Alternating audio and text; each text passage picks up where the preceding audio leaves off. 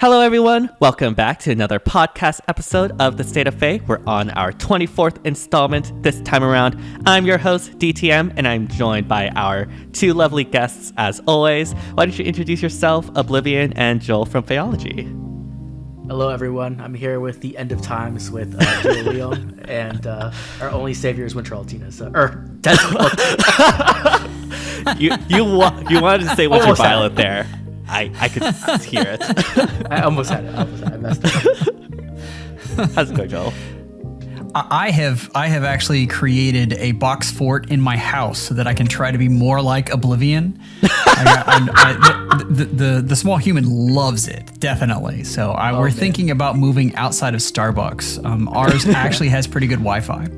I've seen some nice Starbucks in Pity Break City. It's pretty nice. Definitely recommend it. Yeah. Well, hopefully we can raise some funds to help Oblivion out of his situation. I know, it's been rough out there, but I guess you got to do it for the people, the units you love, right? Yeah, definitely. Yeah.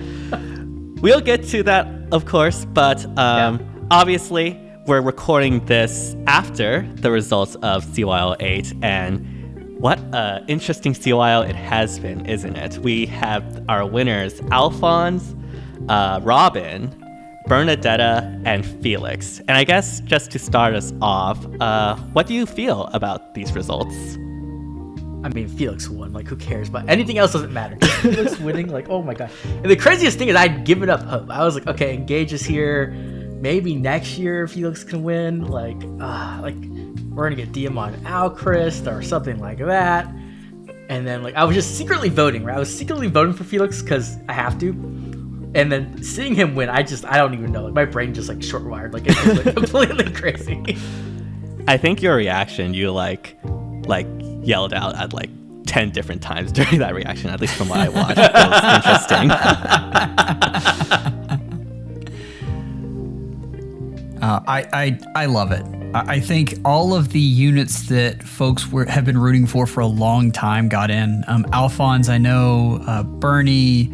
I'm blanking on the next one down because I really wanted it to be Sharena, and I've Female Robin. Female Robin. But Sharena made top 10, and that's really, as long as we're keeping her up there, then I feel good about that.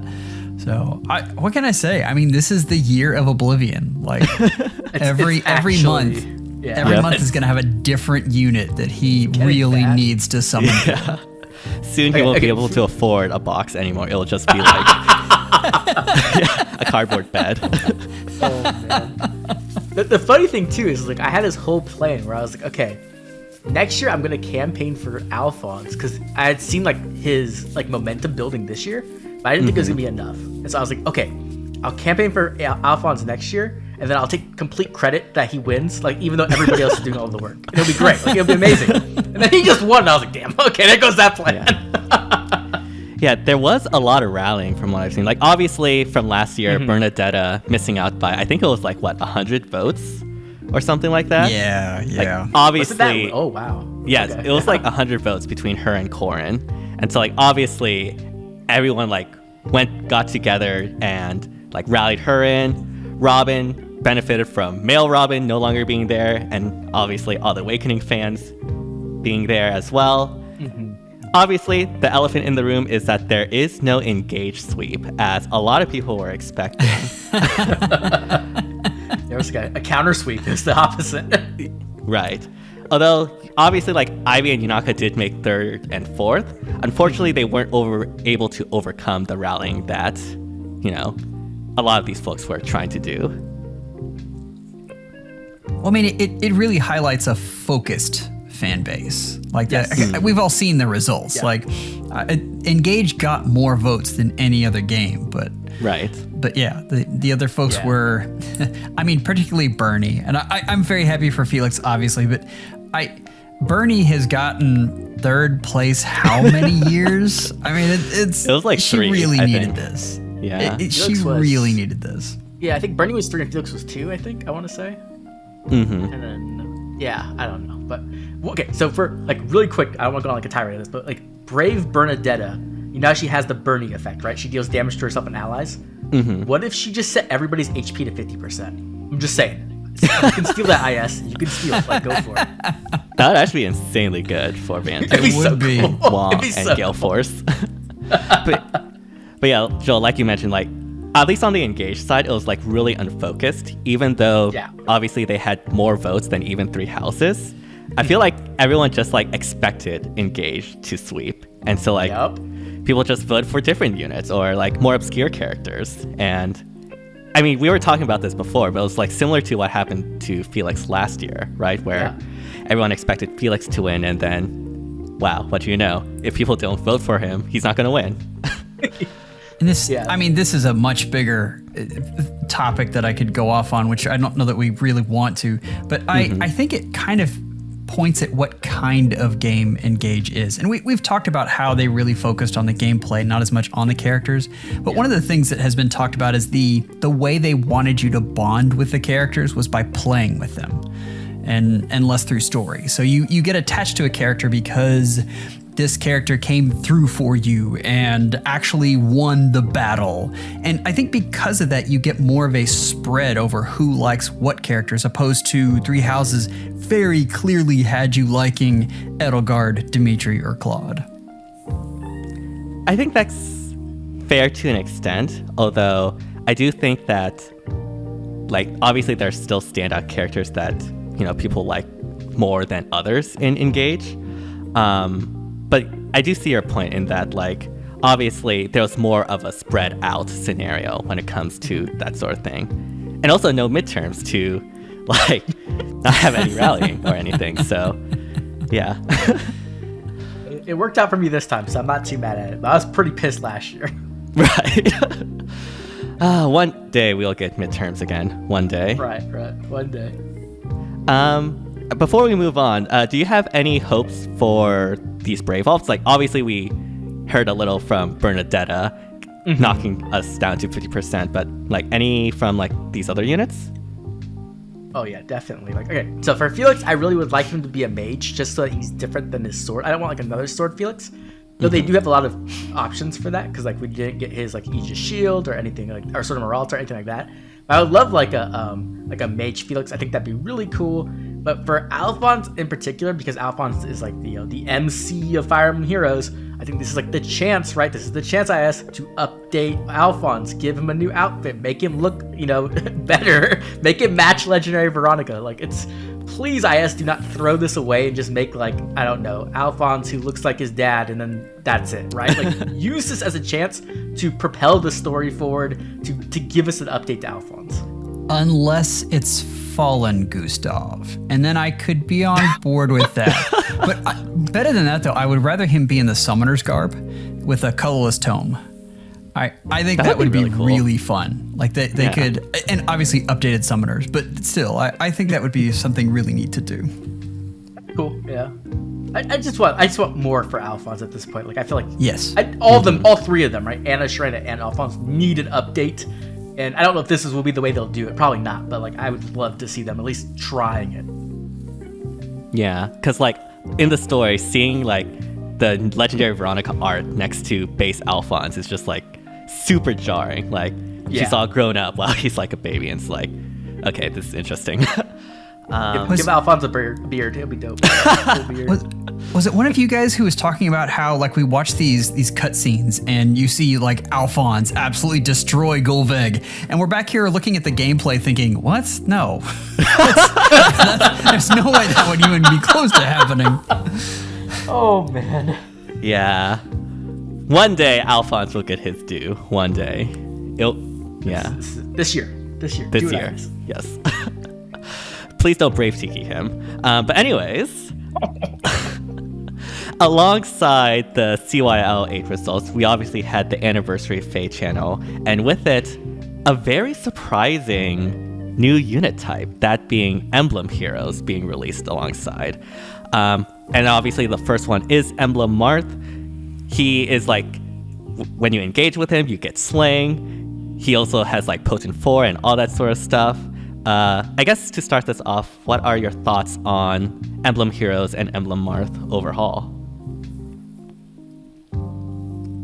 I mean, they're great. I mean, they're great in the sense that they add so much more we can do with characters and builds, which I love. But they also add complexity to the game, which is something we definitely don't need more of.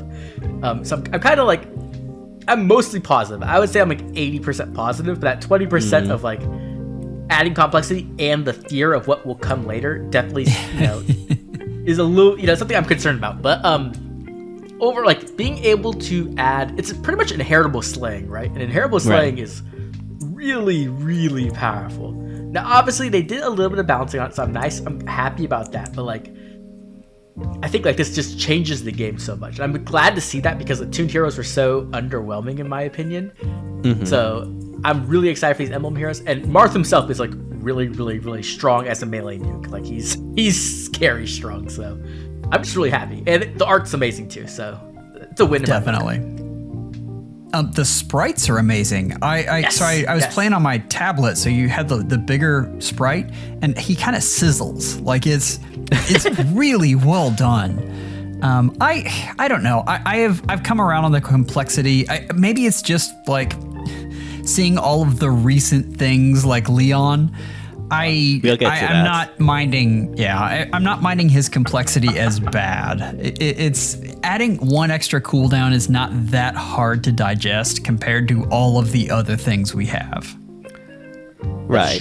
That's true. I think for me it's like, even if it is a pretty simple concept, but it adds so much power. So I'm like afraid that if they're starting here, like this is the starting line of Emblem Heroes, like where are they gonna be going to? You know what I mean? Like I feel like they could add some really insane power creep in there. I was making a joke last night that like by the time we get to Byleth, because he's probably gonna be like one of the later rings, they'll have like a self gale force that he dances an ally or something like that, like something ridiculous, right? So I'm really scared. I thought that would be Edelgard's ring if it ever comes around. It's just like giving Raging Storm to whoever she's equipped to. Did she do that in Engage? I don't think so, right? Engage? I don't remember.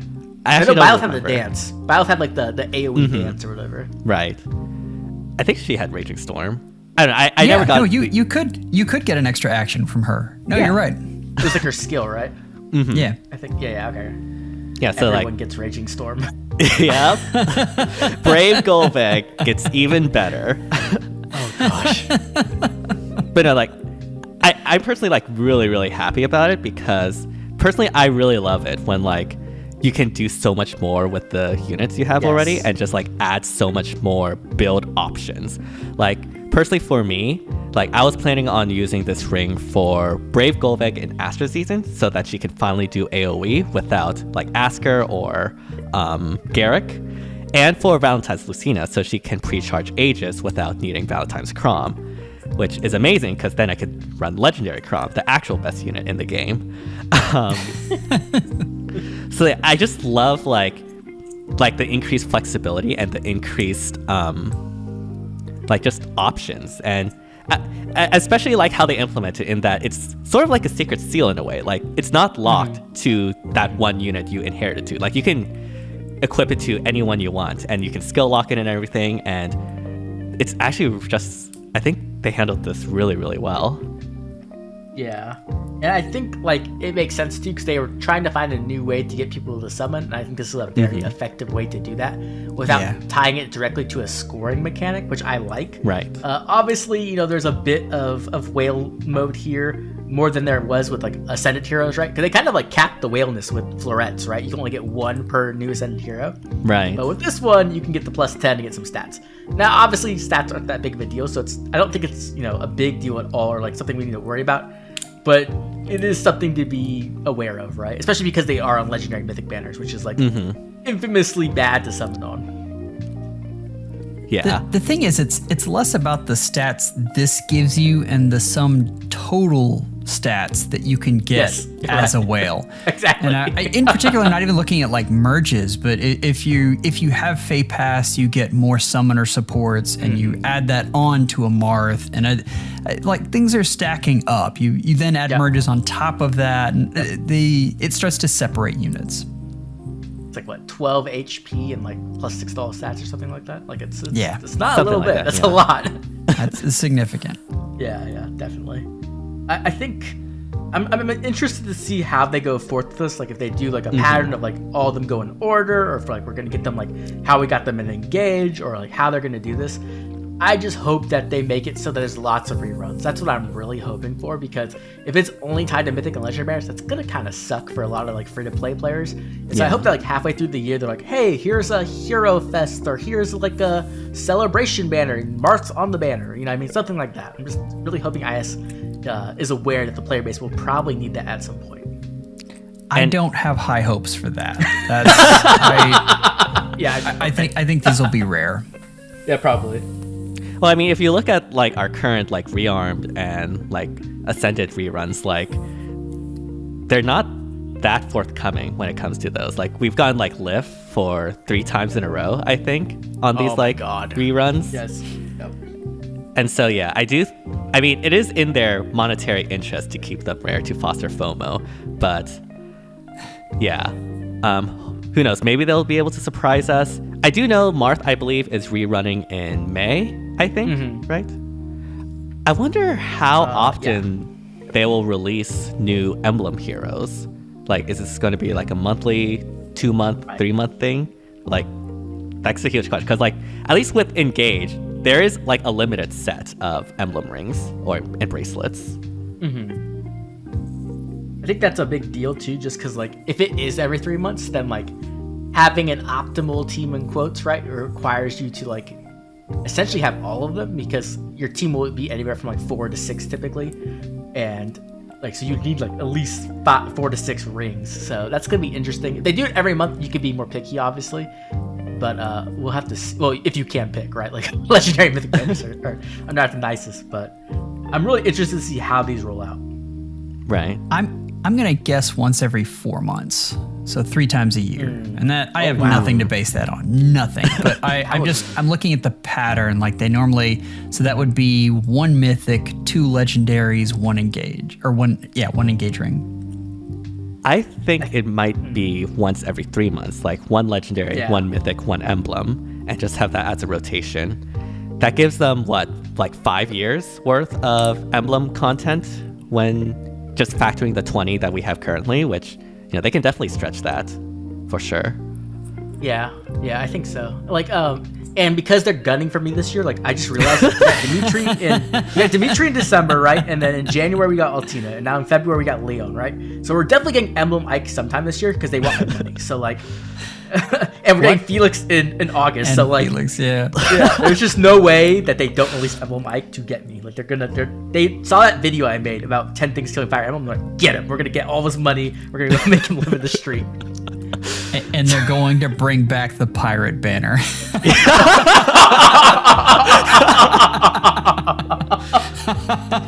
They're gonna be like Pirate Ike. Here you go. Like, oh my god. Stop. Yeah, I guess we'll have. Oh my goodness, what would Emblem Ike even have? Like, would it just be like you take no damage for a turn and then just release it all or something? I think they have a lot of options. Like they could do something like that, but I think like they might also just put like, what if they put no pre-combat damage and damage reduction on a ring? Like that would be so good for tanks.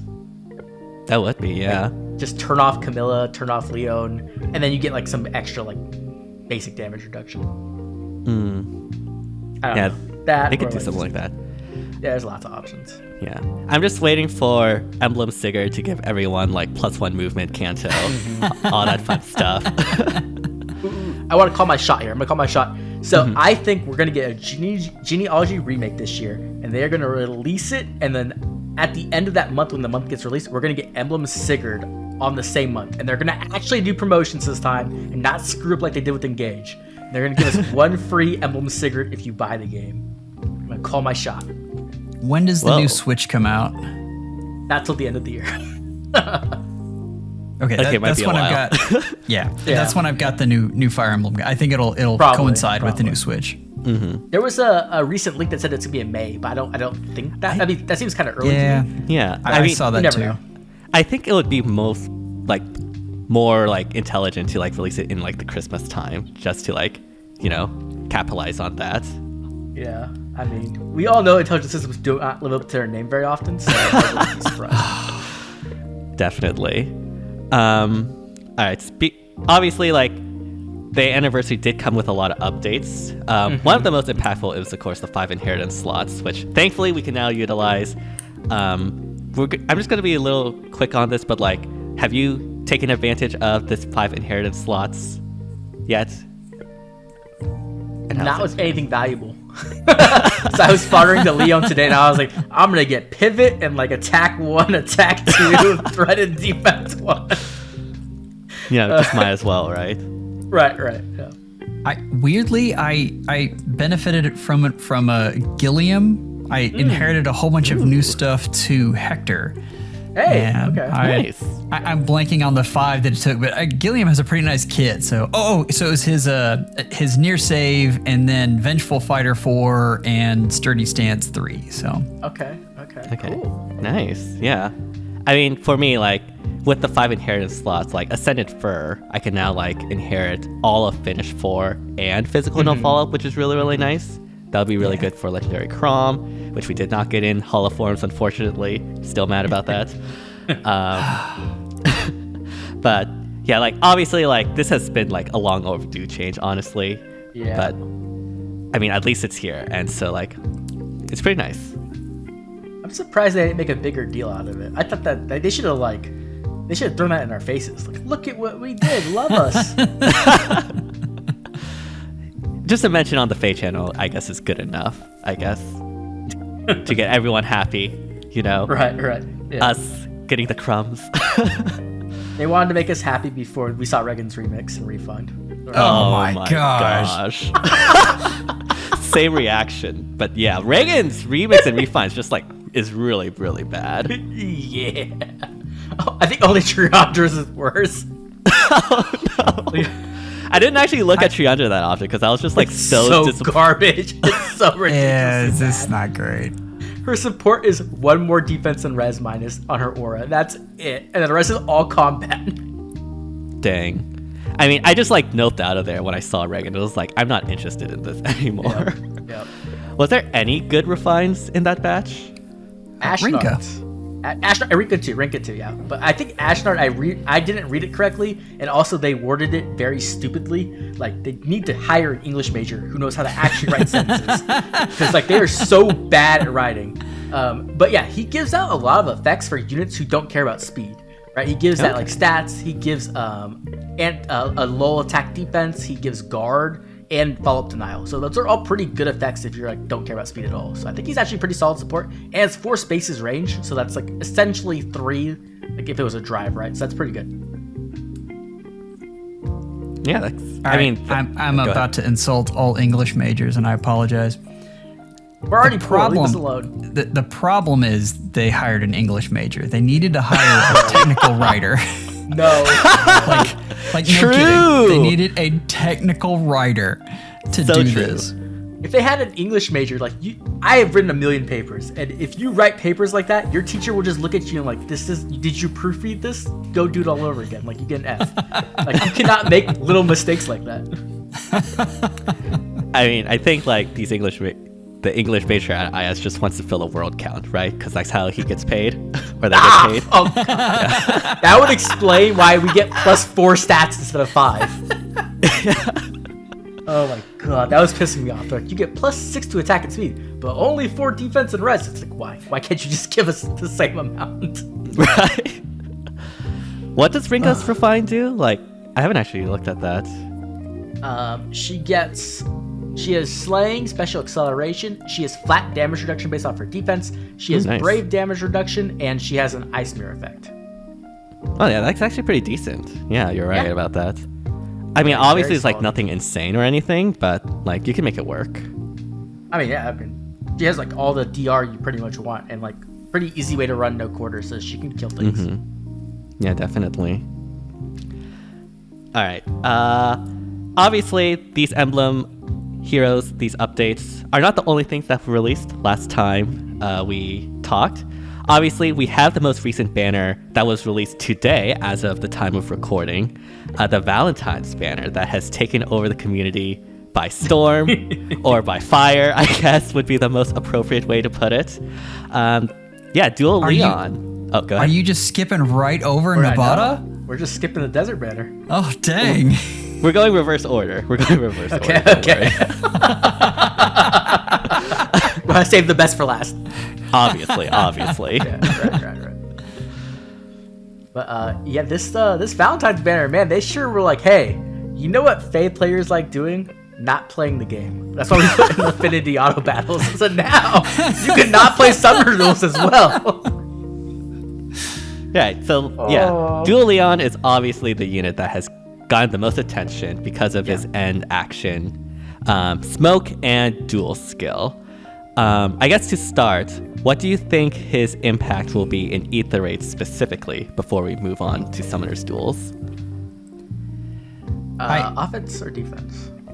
Either one, I think. Okay. Go ahead, Joel. So on offense, I mean, obviously NCD just the value goes way up, and I think most units that are already set up to Omni Tank don't have trouble killing Lyon. Like that's, but definitely like you need to have NCD. That's really important. I think, I honestly on Aether Raids in general, I think he's neat. I don't think it's a bad effect. I think it's kind of hard to make it be toxic, but I do think it's very powerful. We've been talking about this though, and I think they're starting to have trouble keeping Summoner Duels and Aether Raids balanced at the same time. Like balancing quotes. Balanced in quotes. Obviously, they like a little imbalance, but I'm thinking back to like Duo Sanaki, who was probably needed in Summoner Duels because we needed better nukes to go up against the tanks, but she wasn't so much needed in Aether Raids, and through the Omni Tank meta, just all out of whack.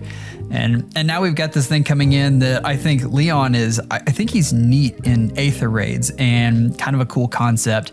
And in Summoner Duels, I think he's just absolutely toxic and terrible. So I don't know what's going on there, but I am looking forward to seeing how folks use him in Aether Raids. I do think you guys have all seen the video where the Lyon goes in and attacks the defense and freezes out the entire thing. Yep. I think that's kind of a sham showcase. Yes. But but it's still it's a neat concept again. Go ahead. Okay, so for me, I think he's actually pretty cool on offense. He actually has like a good amount of skill you can use him with, kind of like Duo Aether, but I think even better in some ways, especially against a lot of the teams we've been seeing that are kind of meta, like the Cav lines and Flyer lines. Well, less Flyer lines, more Cav lines, because a lot of times units are just lined up in a line, right? So you can get in there, and then if you can kill the Duo's hindrance, you can just shut off that team, which is pretty cool. Now, obviously, it's not going to always go that way. Typically, it won't. But I think like it gives him like a cool spot in Gale Force, and I think that's pretty interesting. When it comes to Aether Raids defense, I do think he actually has some value as well, and the reason why is because he's like kind of like an NCD check, right? Like we've seen these units in the past with like Duo Elise, where it's like, hey, do you have NCD? If you don't, you're gonna get screwed. So I think he can kind of do the same, right? And I think that's a cool place for him to be. The thing is with like him compared to Duo Elise is that he hits way harder, like way harder. He can kill Winter Byleth, like just straight up they're both at +0, which is really impressive. The thing is that was in Chaos Season, right? So he doesn't have the inflated HP. Right. So I think in typical Aether Raids, that matchup Byleth will typically win, but that just shows you how hard he can hit. So a hard hitting NCD check, I think, is pretty solid for a Cav line overall. And then SD, like what were they thinking? Oh my god, this shit is so disgusting. Like I've been just watching replays, I've been playing with him a little bit myself, and like the combination of things he can do is just really, really gross. And I think the thing is when people come to like his duo skill, like they overemphasize like, oh, like how often are you gonna line up a whole bunch of units and actually turn off a lot of things? And that's not really the point in my opinion. The point is like, even if you get one unit, that's a big win. And sometimes it's so detrimental if you hit the team, right? You just win the game. So like it's a skill where like at worst it's pretty good, and at best like it just wins you the game immediately, which is like a really toxic place to be in my opinion. Like I don't like that at all. And the fact that his like smoke effect, right, or whatever, is a debuff. It's an actual penalty, so it will carry over to the next turn. And so it's actually a lot better than we thought it was in that case, because like even if you hit the fastest unit and they've already taken their action, you're shutting them down on the following turn. And let's say like with the duo skill, let's say the enemy team sets up all their units and they're in a line, but they're all turned off already. They've already used their action. Well, you can still hit that duo skill, and the next turn they're all turned off again, which means it's really much more easy to hit that like position, right? Yeah. So I just don't like it. He's a Cav too, so like, and Cavs are like really strong right now. I don't think Cavs will be strong forever, just because the map really does play a large part in that, and the captain skills too, to an extent. But I think that like currently, like he's just really, really horrifying. Like to me, he's like a tier 0 unit already, up there with like Duo Thor and like Legendary Chrom. So I don't like that Lyon's the one that introduced this. I wish it was somebody else, because everybody is hating Lyon so much already, and it's been like less than 24 hours. And I'm like, he's a good boy, leave him alone. I will say, I definitely do agree with all of that. Like, he is definitely very annoying to face against, right? Like, no one likes having ended turns. Their like units ended turns. Like, I do think like the current map and the one that's going to be on SDS like really favors him. Like Small Chamber is just really bad of a map because it's a dumb like map, yeah. Yeah. It's just dumb. They should just not put in rotation. And so like I don't think he'll be as effective as he is right now on like maps outside of Small Chamber or this upcoming SDS map. There are counterplays to Lyon that I actually really enjoy. There's like counterplays with the save interaction. There's counterplays with the recovery skills, which obviously I like because I run Maria. And while I do think he's very strong, I don't think this like breaks SD or in Summer Stools. I think I probably put him right now at tier 0.5, maybe tier 0, depending on how things play out. But yeah, Lyon, definitely very annoying, even if he doesn't like break the game or anything like that.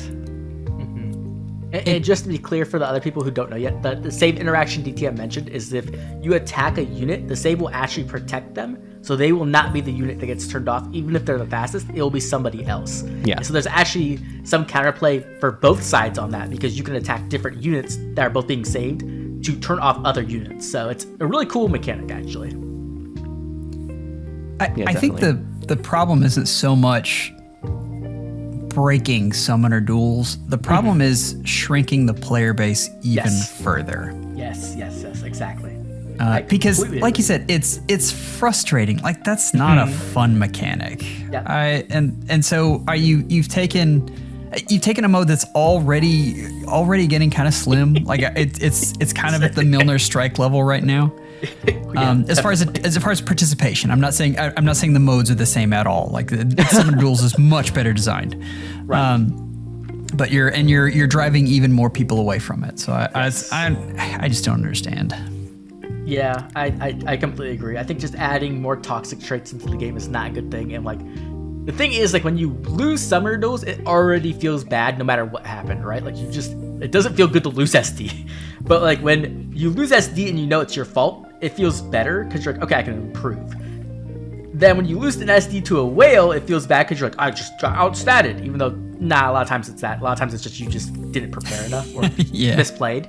But to this, it feels, I think, the worst because you're just like, well, I did everything correct, but this unit is just stupid and just turned off like an action or two. And it was already like that with Duo Sather, so like, I think Lyon's worse than Duo Sather by quite a bit.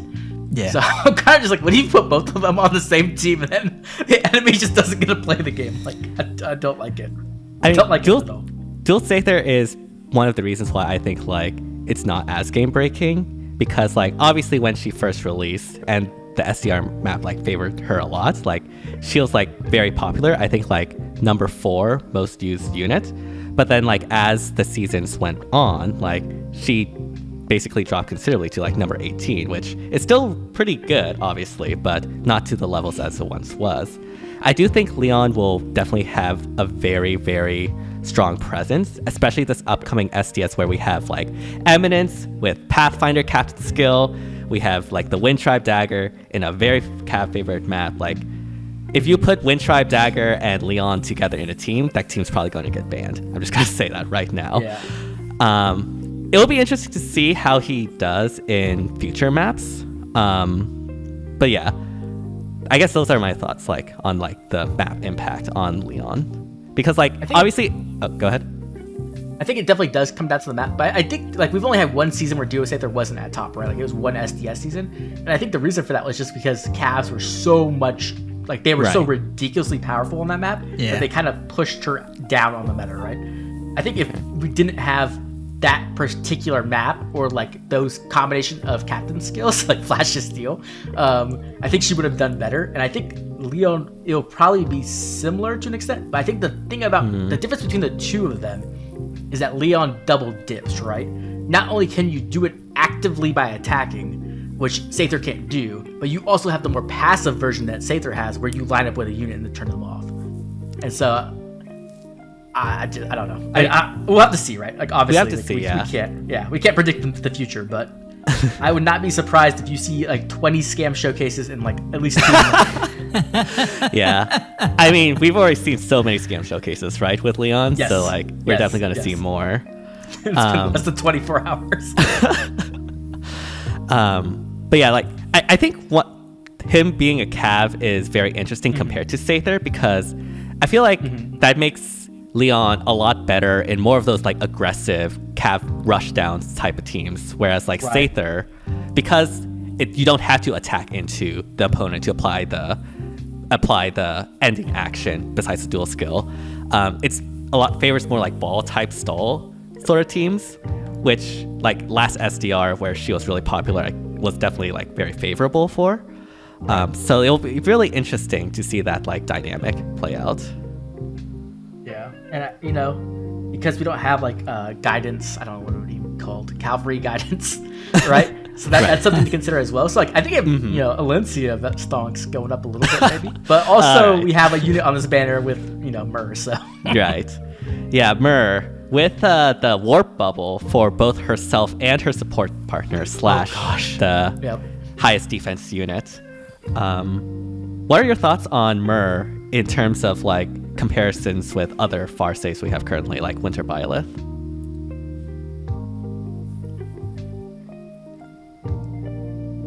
I like Myrrh better in every mode except for Aether Raid's offense. I think, and I say that carefully because I think in Summoner Duels it really depends on the team. I'm gonna edge her out because I know Cavs are the thing right now, but I still think warping is very, very common. Yep. And being able to hand out warp bubble that easily is definitely a thing. So in Summoner Duels, yes, I think Byleth is a better savior. He also has a duo skill, which, as you guys know, can help stall. But I think the effect is still pretty powerful, but might drive us even more towards Cavs, and then she gets taken over by Byleth. It's that close. Personally, I think Winter Byleth is still overall the best save in the game in the majority of game modes. I think that Myrrh will be very meta in SD. She's probably going to be, it's probably going to be her and Winter Byleth are the 2 saves you see on every single SDS lineup that has it. Yeah. Right. She's very, very solid. She just has weaknesses. Every dragon armor has additional weaknesses, which sucks. It really sucks to have dragon weakness, armor weakness, and everything else, right? So I think that is something to consider. And I think that the one thing that makes Winter Byleth for me the best save by far is NCD. NCD is such a huge factor in just winning matchups, right? So I think that's something I definitely just really like with Winter Byleth over Myrrh. But warp bubble is really, really good. It can be turned off, obviously, but even then, you're gonna be banning Thor a lot, or maybe not. I don't know. Maybe there's so many other units you can't ban Thor anymore. But that, not only that, but you can also defense match, right? Which I haven't heard too many people talking about. But the idea of hey, somehow I'm gonna get all my team to have the same defense, so there's 5 warp bubbles. No one gets the warp at all. And I think it's a lot harder to match defenses versus match attacking. So. It is. Yeah, more. I think what'll happen is you'll ally support with Citrine, and then there we go. And then chaos will ensue. Yeah. I think the thing that keeps it balanced, in my opinion, is that she is the save because she's gonna die, right? So it essentially gives you that one. it gives you the turn she dies to have warp bubble, and then after that it's gone.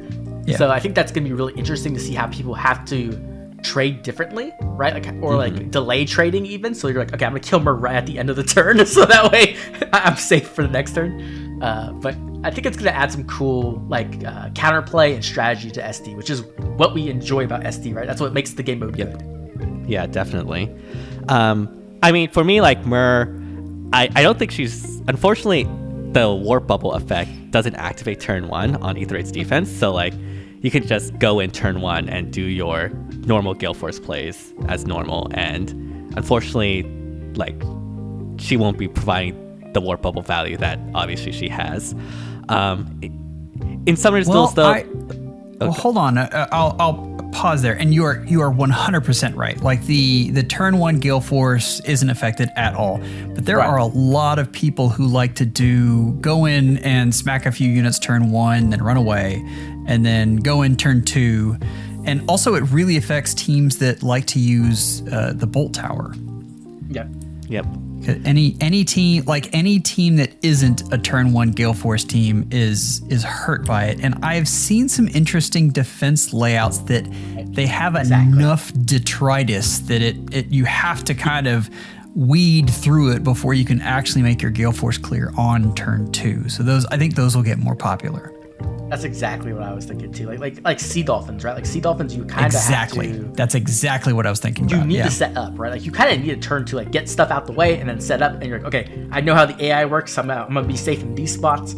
And if you have a defense like that, Myrrh gets her chance, and that's all she needs, right? Right. So I'm interested to see how those defense works. The problem with those defense, of course, is like the number one thing with a lot of Aether8's defense maps is that they cost a lot of orbs. They're very high investment. So yes, they are. That's the only thing. Because I don't think they'll be common, but like at the high tiers, if you're playing for those rank 1s, those top 100s, that is something you might run into. But I'm sorry, DTM, we totally interrupted you. No worries, you're about to talk about SD, yeah. Well, I mean, like coming back to Aether8, like I've been seeing like a huge shift in what I like to call guidance initiation when it comes to like these sort of Gale Force clears that do like go on turn 1, mainly due to Winter Edelgard, honestly, but like other units can do it too.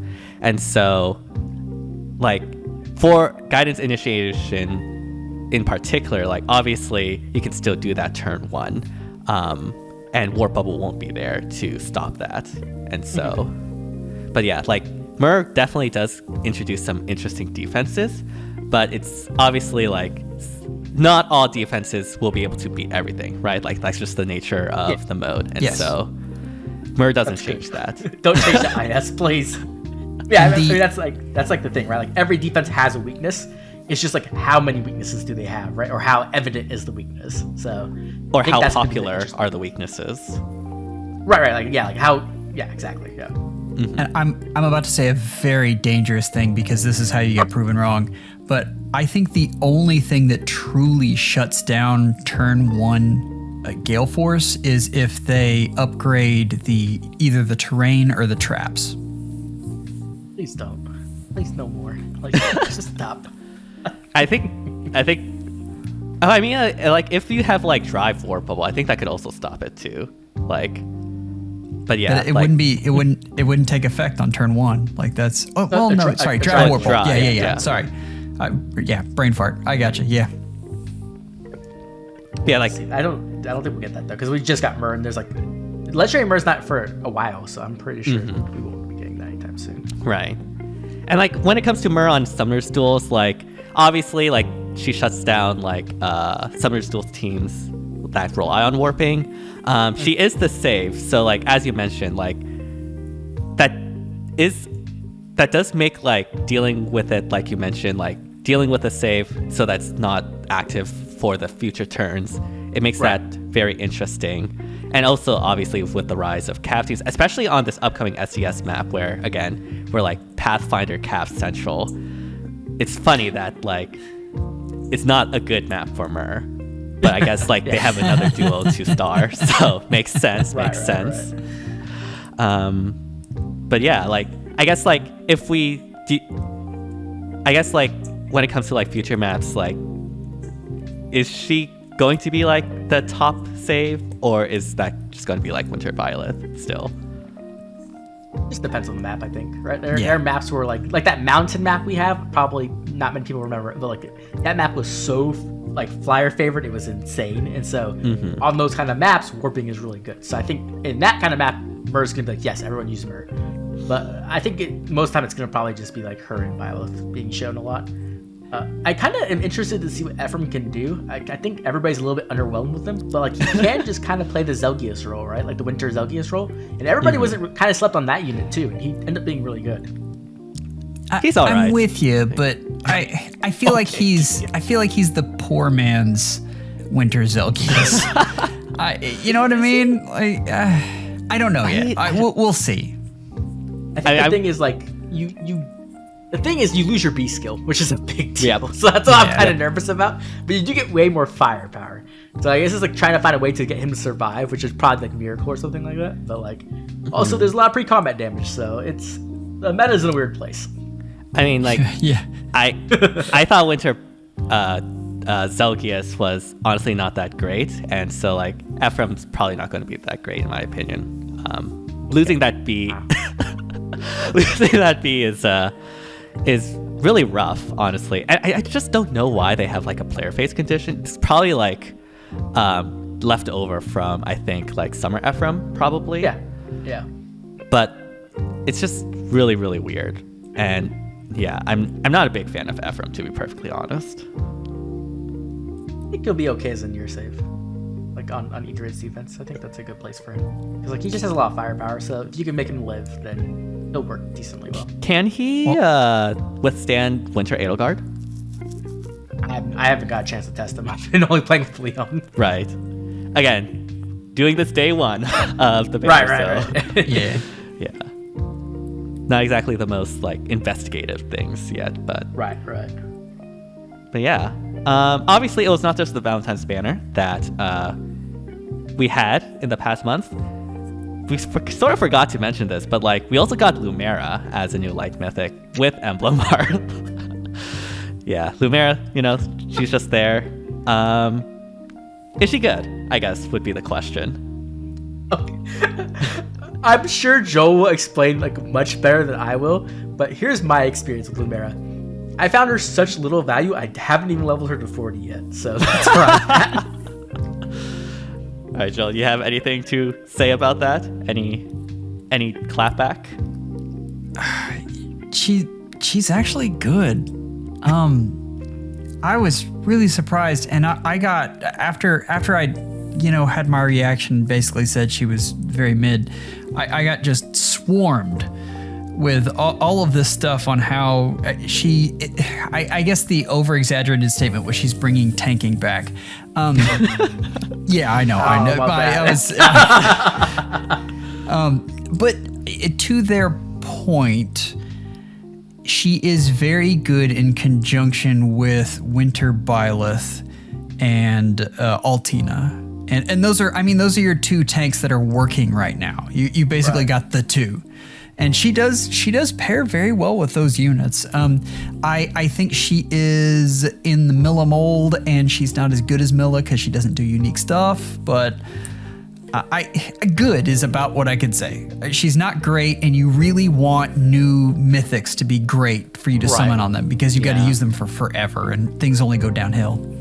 Right. That's my thing. Like we've talked about this before, but like the fact that if you have a plus 10 set of mythics, you cannot use the new mythic anymore. So like, it really feels bad. And then the other thing I will say is that terrain is becoming so ridiculously popular already that I feel like her value will go down more over time, especially if they start introducing defense mythics who are like, hey, I put terrain down at the beginning of the turn or something like that, right? So I'm just nervous about that as well. Yeah. I mean, I think like right now Lumera is good just by default in being like one of the few like omni-tank supports tanking supports that we have. Like obviously we have Asker with the resonance and everything. Peony's just good overall, but like outside of that, like I guess there's Milla that can like isolate dance, but that's not like buffing your tank, right? That's just like preventing dancers. And so like when it comes to actually like supports that buff your tank, Lumera is sort of by default like a good option. Unfortunately, like as you mentioned, Like most people have plus 10 peonies or are working towards it. She's in the remixes, and you'd much rather have peony than Lumera, right? Right. You'd much rather have Asker than Lumera. And so, yeah, unfortunately, like, just being good is not good enough when it comes to actually investing and plus 10ing into a mythic. And you know who I would have preferred to have instead of Lumera? Athos. I'm just saying, like, come on, IS, really? But Why it's are thematic, they- you know? We have I like don't care about the Lumera and Max, I want Marth. Athos. Why are they so It's so scared long. of giving us good light mythics? I don't understand. They're saw Peony and they were scared, I guess. I don't know. Peony was just too good, I guess. I mean, honestly, I'm not like really hurting for light season. It's pretty easy, so I'm not. Right. I'm fine. Yeah. I mean, I'm doing either I'm, race in obviously, I'm doing general. fine, but Right. Yeah. Yeah. But I mean, like, looking at the quality of light mythics versus Compared, yeah. Astro mythics, it is night and day. yeah. Definitely. Right. Definitely. All right. I mean, thematics aside, like Lumera's here, like at this around the same time as her Grail version, which is actually really interesting. Oh my god. But anyways, we have like one final banner, which I know a certain person has been dying for us to get to.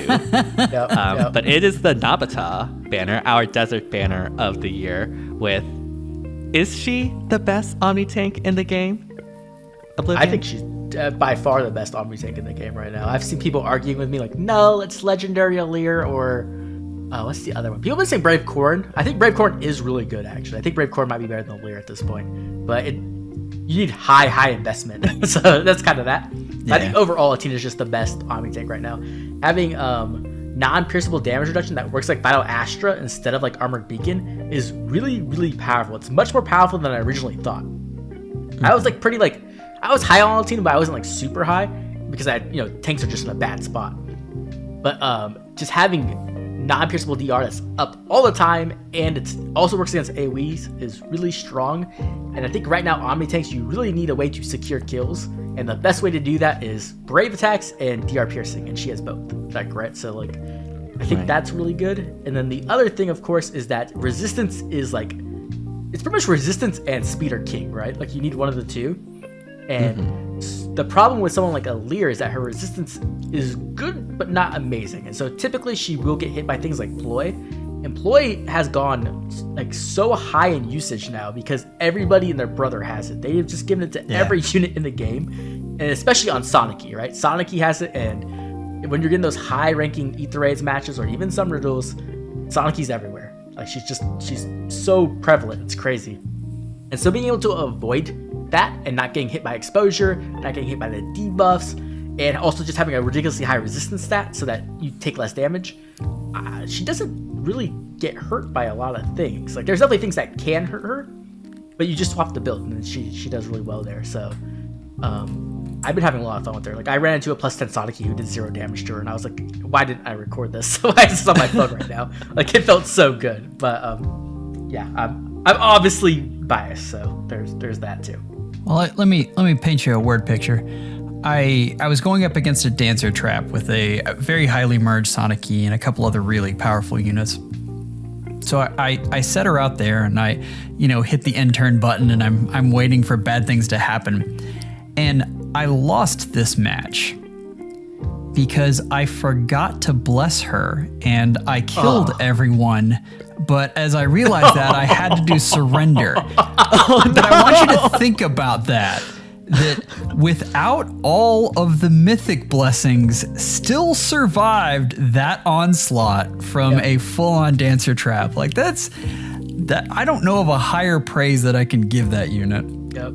This is why nukes have gone off the rails, by the way, because of units like Altina. Just gonna say that right out now. I say it's hard to fight her, but yeah. I mean, it doesn't look True.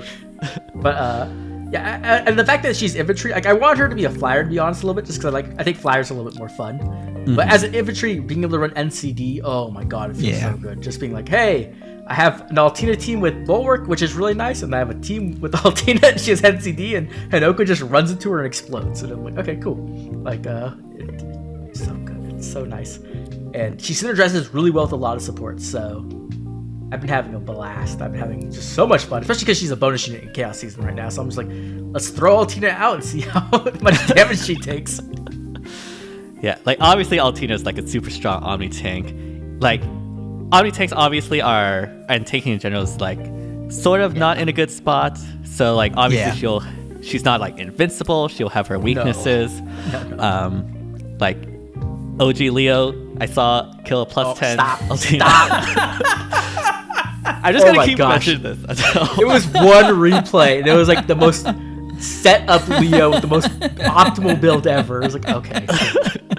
I should add that as footage for the podcast in the video portion. Stop! Oh my gosh. You should make that your splash screen. Like everyone's gonna think DTM's a Leo fan now. They're gonna all right. DTM's moved on from Lucina. Oblivion. I will give you the awakening votes if you put that on every splash screen for a week. How about nope? that? Oh heck no! I'm not doing that. All right, no way. Dang. All right. Anyways, Altina obviously isn't the only unit on the banner. We also had Igrene, who has the passing terrain effect similar to Lind, but only for infantry units, and the extra movement to infantry units as well. We obviously saw her in action in the previous SDS season. And I think she like birthed a new archetype of team, at least in that season, with like her and Citrine being able to pass that passing terrain out to all the rest of the calves. What has your experience been either facing her or using her if you got her? Just to be clear, she also gives out the movement to armored units, which didn't matter on some teams, but it is there. She's really good. Like, she's not like game breaking, but she's a very, very powerful unit. The fact that she can just pre-charge her AoE like turn 1, and then she can even recharge it pretty easily after that, and it does just a billion damage. Like, you can go with the growing specials and still kill things. And then you add treachery to that on a duo skill, and you're like, holy crap, this unit puts out damage. And then you combine that with really powerful support, and you have like a really good, like, she's just a really strong unit. And I've been having, like, in SD, I had an absolutely ridiculous amount of fun with her. I was using her with Desert Altina, so Altina had 3 movement, and that was fun. I did her with like the Citrine team, and that was really fun. She's a fun unit. I like her a lot. I didn't do the infantry lines though, so I haven't tried that on defense, but I have seen some videos of it, and it was pretty cool. I'm not a big fan of the infantry lines. I am. Yeah. The problem is the issue you've got right now is bulk. You need units to be able to survive an onslaught from Winter Edelgard, because you're gonna get at least 3 replays with her in there. Yep. So that's the in a vacuum. I really like the infantry lines, but in practice, I was even trying to theory craft something with like maybe you make an infantry line with, you know, Summer Emir and Duo Asker or something. Because I mean, you need that kind of bulk, but then both of those can go down to Winter Edelgard pretty easily. So that ain't it. Yeah, it's difficult. I think she's more of like an ST unit personally, and I think she's a cool unit. Oh, AR offense actually, she does really well. Yeah. I wish she had Kanto, but she can Right. go without it. Like that's. You gotta attack match her with Elliewood. Well, there you go. Yeah. They just slap all the life and deaths and everything, and you'll be set. That's what I did. AoE. As you mentioned, like I do think just by nature of being an infantry with extra movement, like she'll probably be a staple and pretty good in Summoner's duels. Obviously, as an infantry, unlike Cav teams like Lind, she can actually run when it's not Cav favored. You can put her on a guidance team, and it just works perfectly fine. Obviously, like the last SDS was very, very favored for the sort of effect that Igrene gives out for Cavs, with the combination of Citrine, of course. And so like you ended up in a situation where folks were running like 2 Cav lines because they had the opportunity to do that, now that they have Lind and Igrene, which meant that you have to ban both of them, which is always fun. I loved it. It was so much fun. Like, it's so cool. Yeah, that's the type of map that you enjoy. Like, I enjoyed the SCR map where we stalled forever. Like, that was fun for me. Of course you did. With Lucina. Exactly. I love that map. It was like all gas, no brakes. I was just like, okay, Cav line 1, smash you in the face. Cav line 2, smash you in the face. Alencia Altina team, Altina just flies at you. Like, oh, it was so much fun. Yeah. But like, yeah, I think Igrene will definitely have staying power. She's not like as map dependent as Lind or anything. So like, and yeah, AoEs, especially in the era of Winter Byleth, is just like extremely strong. And so, yeah, like she's just going to be a very good nuke in general. Yep. And like, yeah. And then we get back to the two nukes you need. The one to be able to take out Winter Byleth and the other to be able to take out Myrrh. Like that's because Myrrh has the AoE resistance, so it's or reduction rather. It'll be interesting. The answer is Legendary Chrom. Yeah, I was about to say.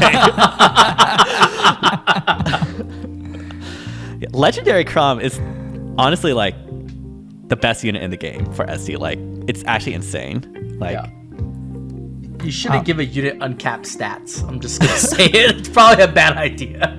I'll agree that he's the best unit in Summoner Duels. I won't agree that he's the best unit in the game. Oh no, yeah, I agree. That's SD, fair. Yeah, SD for sure. But hey, now we have like the effects list, so we can try to give Legendary Chrom all the stats. All those posts on Twitter is like 30, 40 effects. It's like, just keep scrolling. The thing that's I don't like, I think those are good-hearted and fun, but the problem is the undertone is, oh, this was a bad thing. And I'm like, no. This is a good thing. Good guys, this is a good thing. Right. Like, hopefully they do it with weapons. Yeah. Like, the only reason why it's that long is because it's like a very scripted like setup scenario to like have all those effects, right? Like that would never happen in an actual like Aether Raids or Arena or Summoner Duels context. Yet. Who knows? We'll see. all the Chrom owners are like, hold my tea. Yeah, challenge accepted. BA's gonna like stack his Brave Chrom and just like show us up right now. I can tell. Yeah. Someone was saying like we need Chrom for summer, and I'm like, can we not have another Chrom? Like we have so many Chroms in the meta right now. Like, we need more Lucinas in the meta. It's just like rearmed Lucina right now, right? Like we need more. We need the Lucina rep for Chrom. Like, come on. Did DTM just admit that Valentine's Lucina isn't in the meta? What? It's because like there's literally only 4 people using her. So like, how can she be meta? It doesn't matter how good a unit is if like no one's using her, right? So, but I mean, she is objectively the best par save in the game. I'm just telling y'all right now. Yeah. Okay.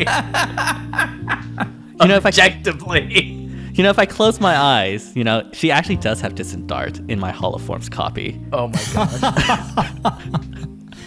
Well, who's Distant Dart on? Like we got to get you the skill. Winter Black Knight. So, you know, if I ever get Duo him. Ike and Duo Ike. They're too valuable. Don't do that, please. I think they're... I mean, Winter Byleth. I mean, not Winter Byleth. Winter Black Knight is the most common because he also comes with fire save, so that's just like combo. Yeah. And I mean, he's not a good unit, so you can stop. Exactly. Get out of here. I'm gonna make a video the same day Joel makes his top 5 worst videos. It'll just be all Joel's favorites.